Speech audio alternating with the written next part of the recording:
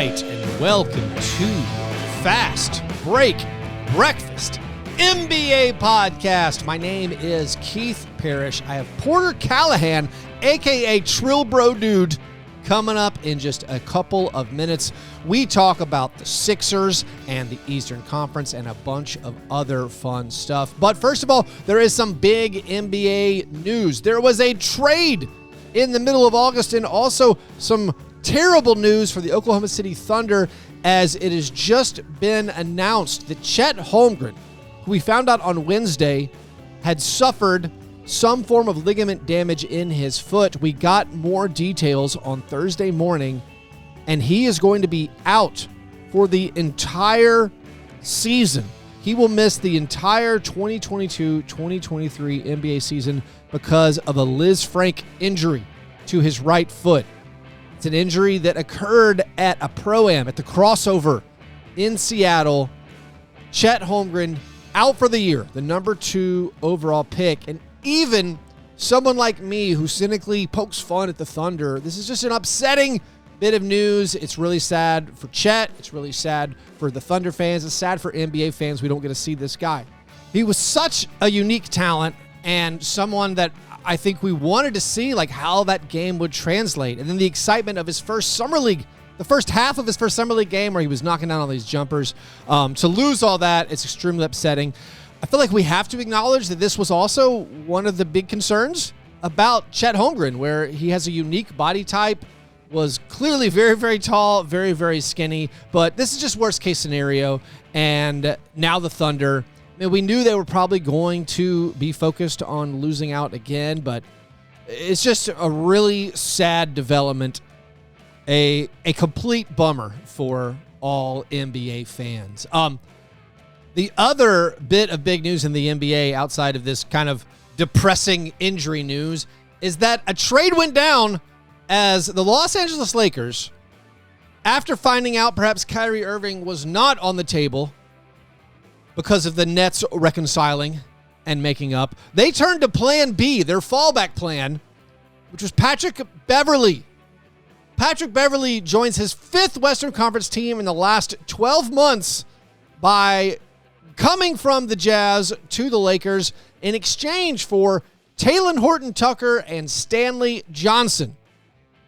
Talen Horton-Tucker, who you may remember was untouchable in a trade for Kyle Lowry. The Lakers would not give him up. Talen Horton-Tucker, who was the Lakers' preference, their choice over Alex Caruso. They cheaped out. They didn't want to face the luxury tax penalties of signing Alex Caruso to a reasonable contract and chose the younger Talen Horton-Tucker. They've now traded him for Patrick Beverley. Patrick Beverley is 13 years older than Talen Horton-Tucker. Talen Horton-Tucker is 21, younger by 2 weeks than rookie Scottie Pippen Jr., who's on a 2-way for the Lakers. I'm not saying Talen Horton-Tucker was any good. His contract situation, not great either. But to finally give up on this guy, to get rid of the last remaining player besides AD and LeBron, who won the title for the Lakers in 2020, it's quite the turn. I mean, Patrick Beverley will help the Lakers on the court, possibly more than Talen Horton-Tucker this season. But of course, the obvious and massive storyline to this is, does trading for Patrick Beverley mean it's the final nail in the coffin for the Lakers and Russell Westbrook? Russell Westbrook and Patrick Beverley have had a very loud rivalry. Russell Westbrook famously said that Patrick Beverley was so overrated that he, quote, tricked y'all. All he does is run around, like say he's not a good defender. Of course, Patrick Beverley injured Russell Westbrook in the playoffs on a very reckless play. It's probably where most NBA fans got their first real taste of Patrick Beverley, was him injuring Russell Westbrook, knocking him out of the playoffs. That injury to Russell Westbrook helped my Memphis Grizzlies make the Western Conference Finals back in 2013. So they have this long history together. We already thought the relationship between the Lakers and LeBron and Russell Westbrook was untenable, unrepairable. They're not going to have a Brooklyn Nets, we're all on the same page, we're going to continue this partnership moment. Adding Patrick Beverley continues this thought that, all right, they have to do something about Russell Westbrook. Maybe not. I mean, maybe they're professionals. Patrick Beverley, for his part, after getting traded from the Clippers to the Grizzlies to the Timberwolves and then the Timberwolves to the Jazz to the Lakers, has said he's excited. He tweeted that he woke up a Laker, and he's very excited about it. So I guess this helps the Lakers in the short run. They now don't have to have that closing lineup of Troy Brown Jr. and Austin Reeves. They can close their games with Patrick Beverley and Austin Reeves, and then I guess the rest of the lineup, LeBron, AD, and I don't know who the fifth is. Is it Thomas Bryant if you're going to play big? Is it Juan Toscano-Anderson at the 3? I don't think the Lakers are super good still. They still need to make some moves. Does this mean they're going to continue with the Westbrook to the Pacers deal? And then if you can add Buddy Hield and Miles Turner, honestly, that's not a bad 5, 6, 7-man rotation the Lakers would have then if that wants to be a last gasp of LeBron's time on the Lakers. For the Jazz, I guess they just pick up Talen Horton-Tucker and see if he develops into anything. They maybe just resolve a locker room issue, much like the Memphis Grizzlies did, where they just don't want that big of a personality with their rebuilding / tanking or whatever they're doing in Utah team. As far as the Utah team, they're still not like out of the woods as far as getting ready to shut it down. They, by my opinion, have a little bit too much talent still. Like, they're weirdly talented, but not good enough to be one of the better playoff teams. I mean, right now, they have too many guards. Mike Conley, Donovan Mitchell, still on the roster with Jordan Clarkson. And then you have Malik Beasley, Nickeil Alexander-Walker. They have Jared Butler, who they, I think, want to develop this season. And then Bojan Bogdanovic still there. You bring in Stanley Johnson, Talen Horton-Tucker. They have Jared Vanderbilt in the front court. And then maybe they're a little light at center, Walker Kessler, who they got in the Gobert trade. And then it's a little light beyond that. So, like, I'm not saying the Jazz are going to be good, but I'm saying right now they have too much talent. And if you want to convince me that a Stanley Johnson, Jared Vanderbilt, Walker Kessler front court could maybe be good on defense, I'm listening. I won't shut that down.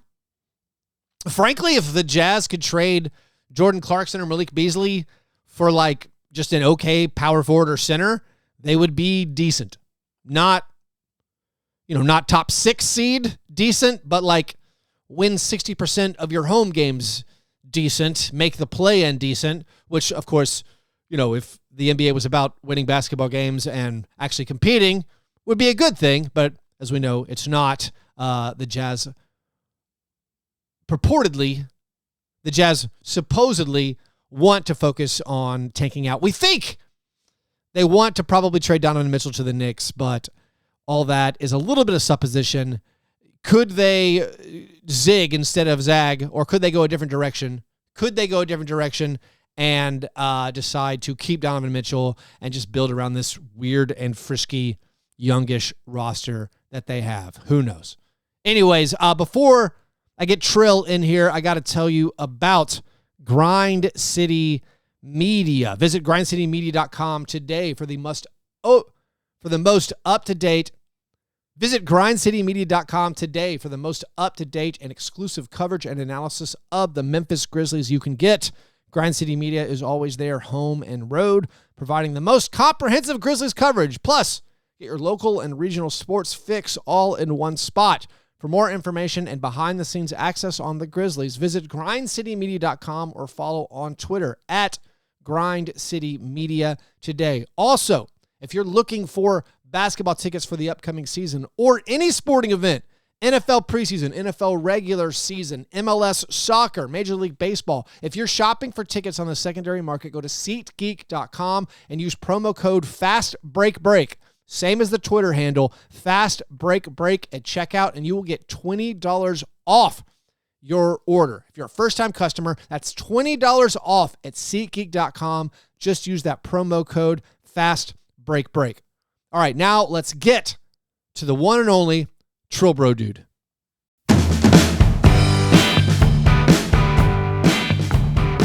I'm joined right now by Porter Callahan, otherwise known as Trill, the TRILLBRODUDE. Trill, how's it going, man? It's going well.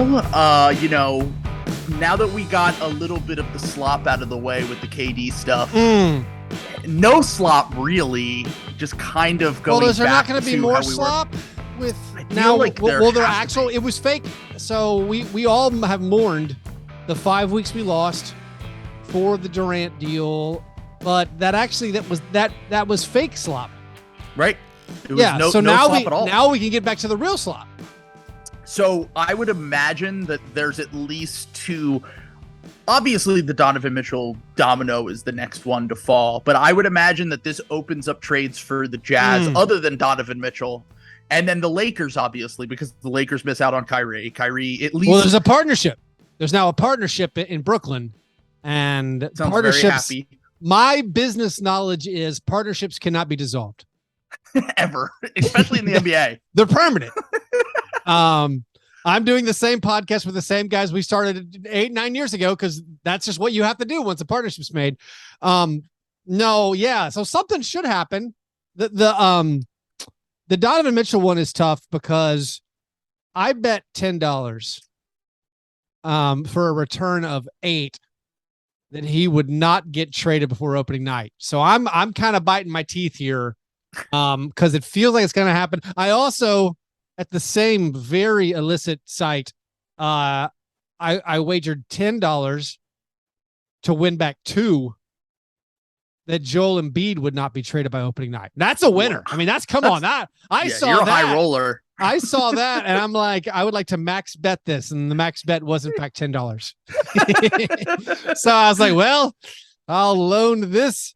I mean, it is for $2 free. I will loan this branch of the mafia $10 for 4 months and take a $2 return on that. But of course, I fear I'm going to lose on my Donovan Mitchell now that the Durant has courteously stepped out of the way and allowed the NBA transactions to continue.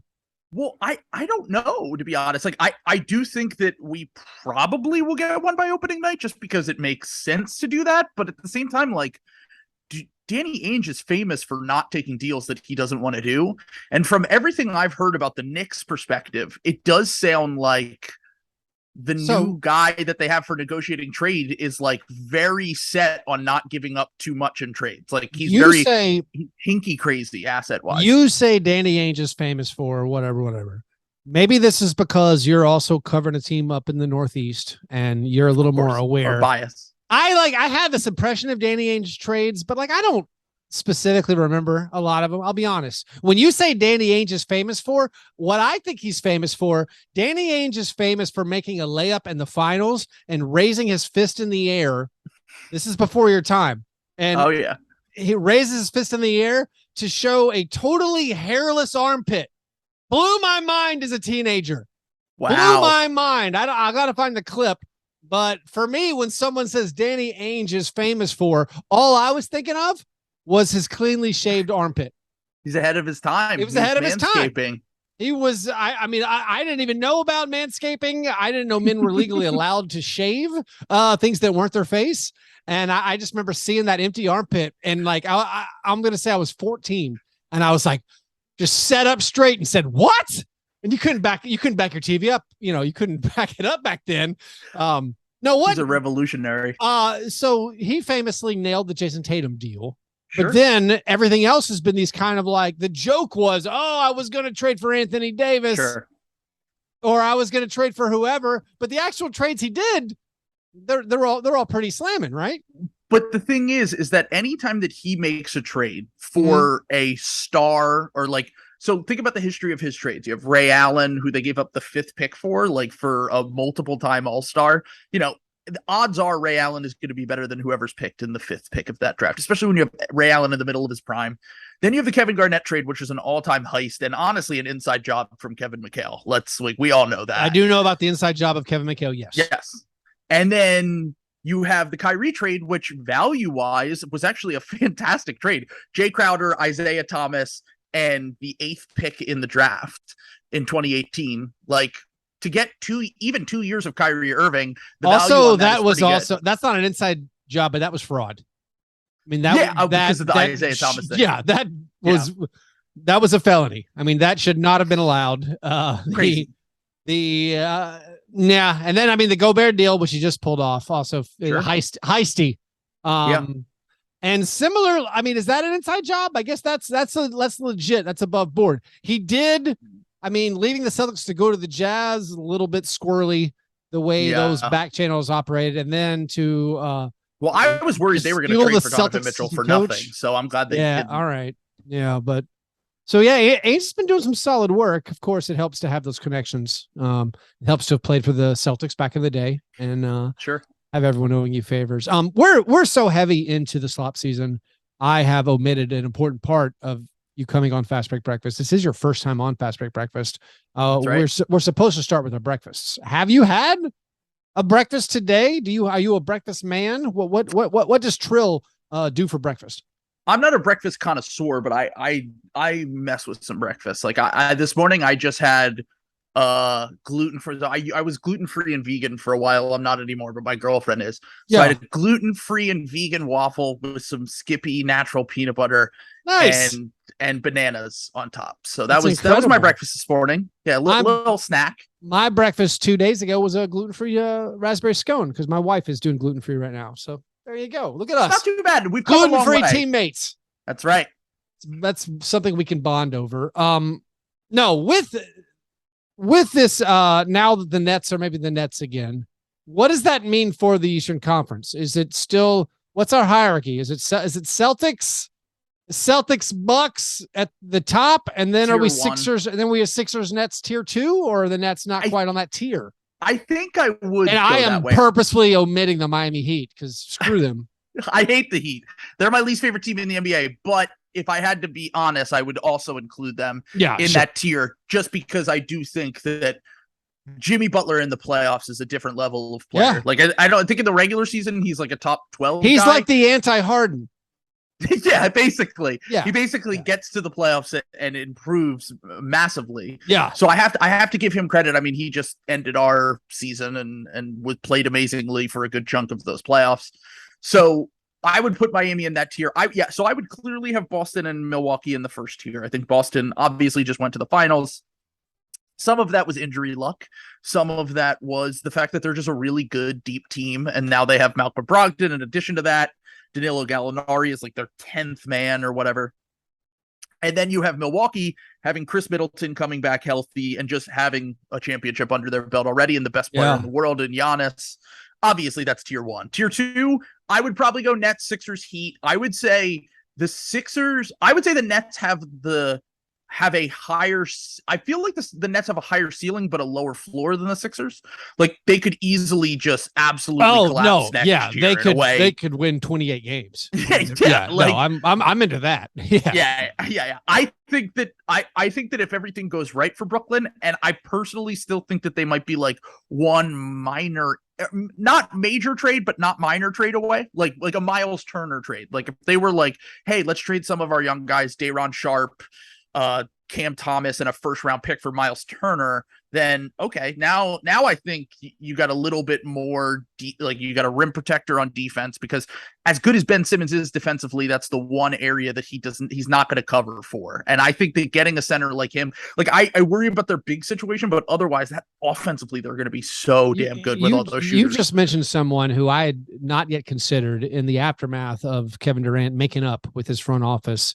The big loser of this Kevin Durant returning is Cam Thomas. That man was going to get so many shots. That guy was going to average 20 points per game on 20 field goal attempts per game. If Kevin Durant got shipped out and then Kyrie left, now with everyone returning, he has to take some kind of weird, 14-minute a game role. He was going to have like a Jamal Crawford shot diet off the bench. No question, but even more. Just shoot, dude. We don't know what we're doing. Who cares? It's either you or Patty Mills, and just whoever has it, just put it up. No, he's definitely a big loser. Yeah, I can see a lot of things going. Obviously, we saw him get swept last year. They were all very close competitive games, and the offense was great, but Ben Simmons gave him nothing. That's still like a huge question mark of just the whole attitude of Ben Simmons and how, can he be reborn? Can Kevin Durant look at him with respect at any point? What, coming from your perspective as a Sixers guy and watching Ben Simmons, it's been a precipitous decline.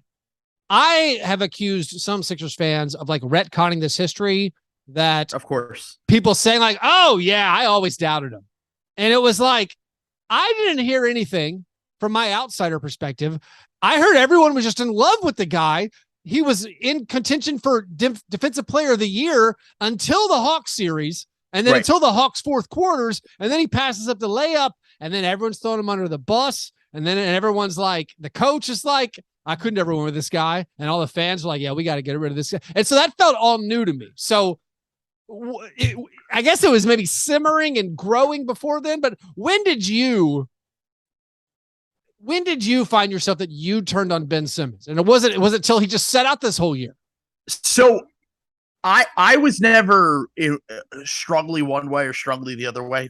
Ben had his defenders. Ben had his ardent stands. He had people who would just like not ever back off the idea of what he could become as a player, despite being a very productive, good regular season NBA player. I also wasn't like super like if there's a if you know NBA personalities like podcast wise.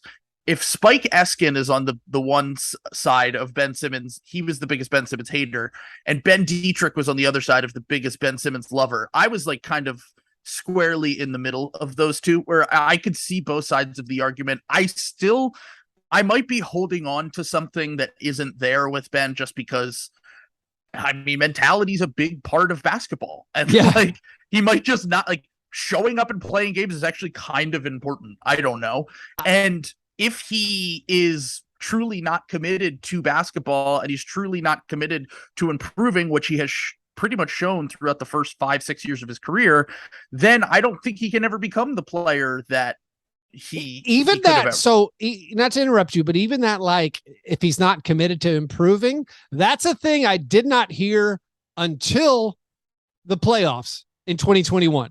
It was until then where I never heard that before, where it's like, oh, he's not committed to improving. I mean, a lot of people did say that here. A lot of people said that could just be tuning out the Northeast. I just tune you guys out and I don't hear it. Yeah. We're all sports psychos, so I don't really blame you. But the thing about that was there was a large faction of Sixers Twitter, there was a large faction of Sixers fans who did feel as though he didn't really improve. And I think the big thing was seeing how much Embiid improved between the 2019-20 season and the 2021 season. And we saw him make that leap from all NBA player to MVP caliber player. And Ben was pretty much still the same player. And honestly, if you go back and you watch some of his rookie footage and his second year footage, like, he regressed in some regards. And I think a lot of that had to do with his mentality on the offensive end, not being willing. Like, people talk about the shooting, and obviously the shooting is the big piece, but like, never really improved his handle. He didn't really add any sort of counter to any of his game. He didn't add a post-up game. He didn't add anything that could make him a viable player in the half court. And you're right that most of that stuff did come out afterwards, that we went back and we kind of analyzed all of that stuff. But there was a faction of people that by that season were getting a little bit tired of Ben. I was certainly not hypercritical of Ben. I try not to be hypercritical of players, especially when they're young and like they can improve and they can find like Andrew Wiggins is a good example of someone who found the perfect situation for him. And I can't think of a much better situation for Ben Simmons than what the Brooklyn Nets are right now, but it's up to him. It's not up to, it's a dream. Yeah. I mean, it's a playing along with the skills he has and the skills that we've seen as a defender, with that size, as a ball handler, distributor, and as a hesitant shooter, to be flanked by the two best offensive players, or at least two best like one-on-one get a bucket guys in the league. And also, by the way, Cam Thomas will shoot every single time. Just relieve that pressure. And Seth Curry and Joe Harris. And Joe Harris is back. It's like, it's three perfect. of the greatest catch and shoot guys of all time. And then looking at his stats from his final playoff run. I know, like, we know about the passed up layup, and we know about the weird free throw stuff where his first ever playoffs, he was like 75% from the line or something. And then now this last one, 34% from the line. Yeah, but his other stats, it's just like 12 points, 9 assists, 8 rebounds, 1.5 steals, 1 block on 62% field goal percentage. And it's just like a weird memory of just like all bad, or our impression is just like, well, that guy just something happened and he hasn't played basketball. And it is weird where it's like, he seems like this ideal fit, like we're talking about, but it's also goes back to these questions came up in college of Yeah. like, it's like, well, some people didn't want to take him number one because they were worried about his commitment to basketball. And then now you fast forward to, he just didn't play for a whole year. Well, yeah, I mean, that's honestly, it is unlike anything I've ever seen in my life. Like, I mean, I've never seen a player sit out an entire season. So the standard and the precedent isn't really there for me to say, like, he'll be fine. Like, I think he's still massively talented and could be an impactful winning player in the right situation like he's in right now. But also, I feel like once again, one thing goes wrong in Brooklyn and it could be just a domino effect. I mean, I'm so intrigued because I got a thing for guys who can't shoot. And so I'm intrigued with distressed asset Ben Simmons. Like, trade deadline, you need a Steven Adams and a Tyus Jones. Let's do it. Or Danny Green plus Tyus Jones in a first. Let's do it. Let's put John Ben Simmons running 2-man game. Like, but he kind of needs a center like Jaren Jackson that can shoot at that. We're not giving up Jaren Jackson. That's what I'm saying. No, Jaren plus if you were traded, you're in. You see the vision. I see the vision. Come on. You have my guy. You have D'Anthony Melton. He's on your Sixers team. That's right. If there's one concern I have, it's that Sixers fans have actually ruined a few careers recently. I'm including Ben Simmons. And you guys did something to Markelle Fultz too. No one knows what you guys did to him, but it's messed up. It's not okay. How are you guys going to take care of my guy Melton, who is a streaky shooter? Sure. And I want you guys to be able to appreciate he brings those Tybalt-like instincts, the Tybalt-like defense, the steals, the blocks, but also he's going to knock down more threes, but he is going to give you some 1-for-10s. He's going to give you some Danny Green 0-for-8s. I want to make sure people are standing by him. How are you going to take care of my guy Melton? Well, I think after the Ben Simmons situation, I don't think that Philly fans are ever going to be mad at a guy who shoots too much, even if the shots aren't going in. I think that people like the Thibault situation because of the off the court stuff might have. I've personally never been a big Matisse Thybulle fan. I thought they should have traded him when he was at his higher value, just because I didn't really like his fit on the team, but I also think a guy like Melton, because he brings the same defensive intensity, because he brings a lot of the same skill set that Thybulle has defensively, but he's a viable offensive player that fits kind of like a glove with Joel Embiid and James Harden, that I would have a hard time seeing fans turn on him in a way. Also, it's a lot easier when a guy is brought in as a role player. Like, I don't think people had high expectations for Danny Green when he came here, but Danny proved to be a very important player for us. And when he went down in the playoffs, we struggled a lot both years that he went down. And because of that, guys like D'Anthony Melton, I think because the expectation is he's a role player, he'll come in and he'll be a 3-and-D guy. He'll bring energy off the bench. He's a dog. Like, we need that kind of vibe that is brought to the team. Whereas like Fultz and Simmons situation is different because they were just seen as like stars. Like, they were seen as the solution. They were going to be the guys who came in and made the team a championship level team. And obviously it didn't work out here. Our relationship with Markelle Fultz is very different than our relationship with Ben Simmons, by the way. Everyone loves Markelle Fultz here, especially because he got us Tyrese Maxey technically. And also because he's always been very, like, he's like, I have nothing against the city of Philly. I had a great time there. Like, I love the fans, blah, blah, blah. So just generally speaking, I think that Melton is going to be received well. And I think that he's a fantastic fit on the team. Yeah. I hope he gets the opportunity. I'm always nervous about the way he will be deployed, but I think he's the kind of guy that, like, Embiid's going to love him. Embiid's going to love him, and PJ Tucker. Those dudes they get the ball. They get rebounds. They get the ball. Like, they just do the little things, the hustle plays, the getting after their guys, and then making the big steals, the offensive rebounds. Like, it seems like a perfect fit. And I find myself, I get real excited about the Sixers team because, I mean, Joel Embiid is awesome, and James Harden is a great 82 game player, and then and like Maxey's awesome. But I come like, whenever I look at the roster and I still think like this could be a team that could win in the East, I come back to that. Like, Harden has done it so many times in the postseason, and also Doc Rivers has failed so many times in the postseason, where like I can't get that excited. And even last year, going into that Miami series, my prediction was like, you know what? I haven't watched a ton of Miami, but they don't have Doc Rivers or James Harden. So sure. I'm taking Miami. And then James Harden stunned me with his second half. Like his final was like, this guy did it again. He really just like stopped shooting to the point where James Harden felt pressured to tamper and give up some of his money and break NBA rules to bring in PJ Tucker. He felt so bad about his postseason collapse. So what, like, I mean, I'm needling the Sixers fans, but like, what is the pushback to like the confidence level you can have in a James Harden and a Doc Rivers, where it's like, I think those are honestly limiting factors when it comes to winning a title.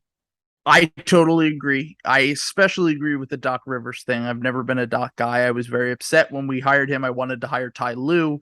That's another conversation. But I will say that the James Harden thing is interesting to me because as much as he struggled, the offense, especially in the regular season and in the first round, against a very good Toronto defense, by the way.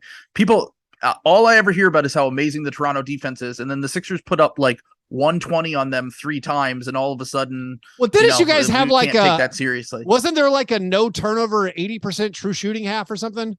There was something weird in that series where it was the like first game the Sixers played the best game ever. Yeah. Or so, yeah. But Tyrese Maxey also scored 39 points and shot like 65% from the field because he was blowing by guys, getting wide open looks because they were so concerned with Joel Embiid and James Harden. And my whole thing with this Sixers team is that there's only really 3 ways that the Sixers win a title. And I think the major swing pieces are Joel Embiid's health. That's just number one, most important, obviously. Joel Embiid needs to be the best player on the team if we want to win a title. You know, he's had a lot of bad luck with injuries. He's had a not great rosters built around him, but it's at the point where he's kind of out of excuses if he doesn't win this year and moving forward. So you have Joel Embiid and his health, and then you have James Harden obviously getting back to a somewhat, maybe just when he got to Brooklyn level. It doesn't even need to be Houston James Harden, just a kind of centerpiece of your offense that did what he did in the regular season, which is we had like a 123 offensive rating with Joel Embiid, James Harden, and Tyrese Maxey on the court. Like, it's incredible what they can do in the regular season. Will that translate to the postseason? I'm not sure. I think history shows that Harden is worse in the playoffs for sure, but he still did have his moments in that second half of the Miami game where he was just nailing shot 3 after 3 after 3 in the second half. The Sixers have never had that guy, and they've also never had a guy like Tyrese Maxey, who I think is the third swing piece,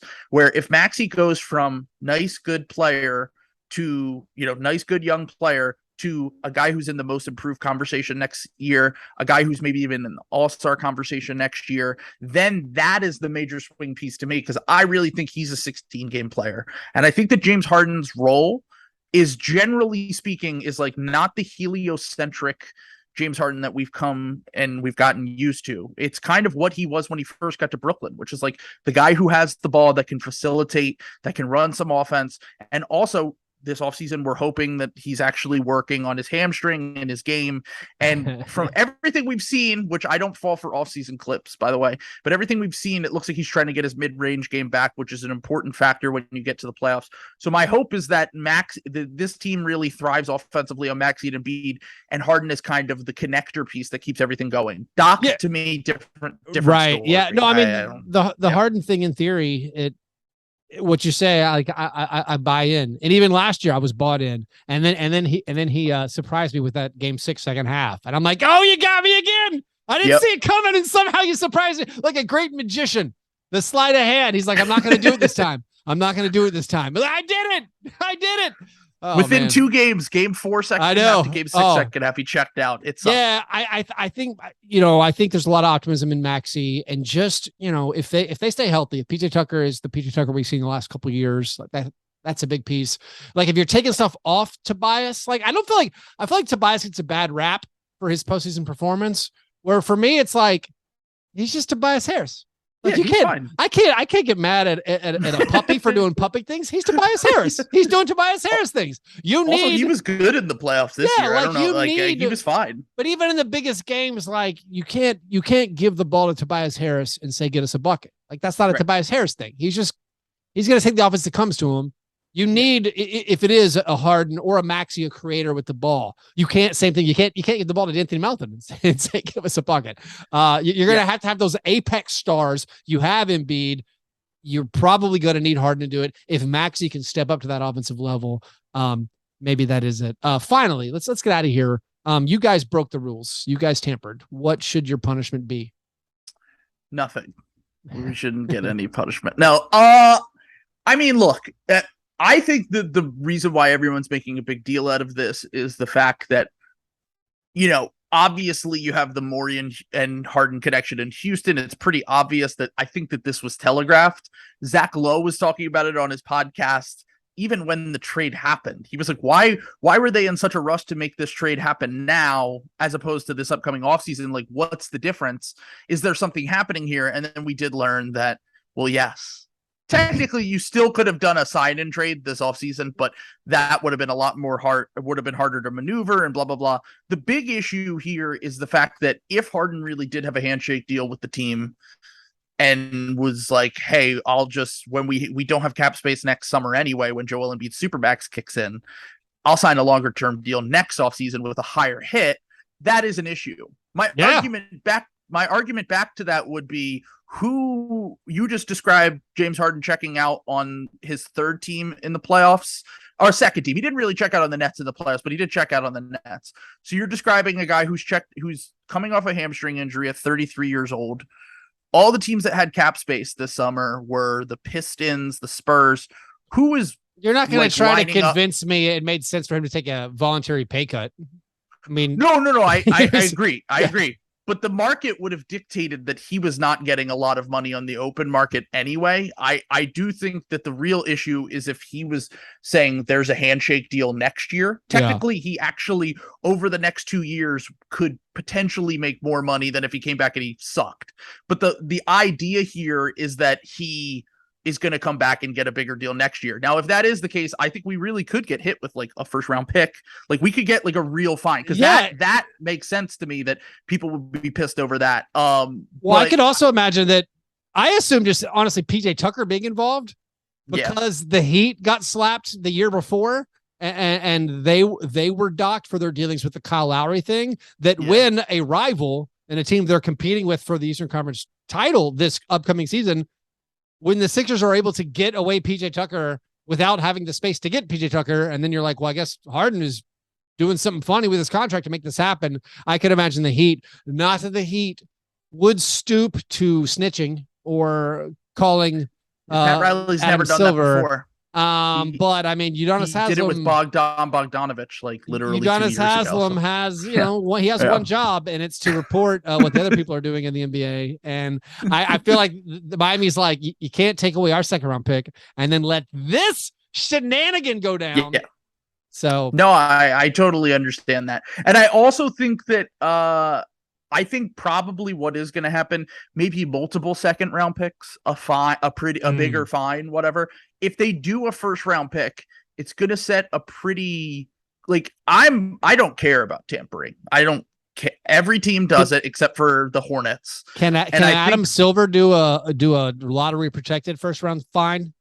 Yeah, right. Like, if you make the playoffs, if you make the playoffs, you lose your pick, but I'm not going to be too draconian. We can't take away a top 13 pick. We'll take away the 25th pick in the draft. What are the odds that guy becomes an NBA player anyway? Right. Like, unless you're the Memphis Grizzlies. Yeah. Man. Oh, by the way, everybody, you need to go listen to Trill's show talking about how the Lakers should have taken Desmond Bane, but instead just traded away Danny Green and the Desmond Bane pick for Dennis Schroeder. Hilarious. A horrible move. And then they also would have had their 2021 pick when there were still good players on the board too. Just a hilarious set of moves. That's great. Rivalry week. How important is it to you to beat that dirty, illegitimate MVP Nikola Jokic in the head-to-head? Sixers. Sixers Nuggets. It's not fair. Embiid is the rightful MVP. Give him his crown. I'm probably not the best Sixers fan to ask this because I love Jokic. I think he's an amazing talent. I think him and Embiid being as good as they are at the same time is really good for the game. And it also seems like they kind of generally get along. Like from everything I've heard, Jokic and Embiid are cool. Like, so I don't really think that there's it, but it would be cool to beat them just because I feel like they're a really good team. And I think if you just beat the Nuggets, it has less to do with the Jokic versus Embiid thing for me. And it has more to do with beating the Nuggets. It proves that I think they're a championship contender. Like, I think the way that they've rebuilt defensively around Jokic should be very interesting. And I obviously want Embiid, and I still want Embiid to win MVP, but I'm hoping that he shifted his priorities towards, the playoffs instead of the regular season. Are you implying his priority was not on the playoffs? I mean, he's kind of out. There's an kind of said it. There's like a facial multiple expression. years. Oh, I didn't know. Wow. Well, I'm not saying that he didn't want to win a championship, but I think that he might have been playing through some injuries because he didn't want to have the rep when we got to the end of the season that he didn't play enough games to qualify for MVP. And sometimes that can be actually a good thing for keeping him in shape for the playoffs.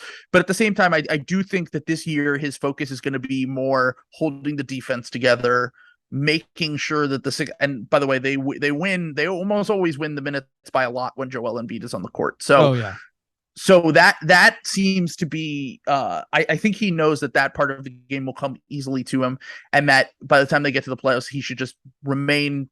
He's just had such a bad history of, honestly, bad luck when it comes to injuries towards the playoffs. And I think just eliminating the risk of having these major injuries in the regular season could be really beneficial for him come playoff time. That makes sense. And that's why the team prioritized spending all those resources on a backup center. Oh, wait, is there Paul Reed? Do you guys have a backup center? What is this? Paul right? Reed is our backup center. Paul Reed is better than any backup center we've had since actually Drummond was pretty good for us, but I don't think Drummond can play in the playoffs and Paul Reed can. But I will say, I'm glad we didn't do the thing where we go out and we sign Dwight Howard, DeAndre Jordan types, where it's just like, don't give Doc an excuse to play. No, that is true. You could. There's got to be a young guy somewhere who's worth checking out. Anyways, Trill, thanks so much for coming on, man. Everybody out there, go listen to the Ball podcast, and hopefully you, Trill, will come back on sometime. Yeah, thanks for having me. All right, thanks, buddy. That was great stuff. All right, awesome. Appreciate your time. Talk to you soon. Just tag me when it comes up. You got it. Bye. Peace. I will remember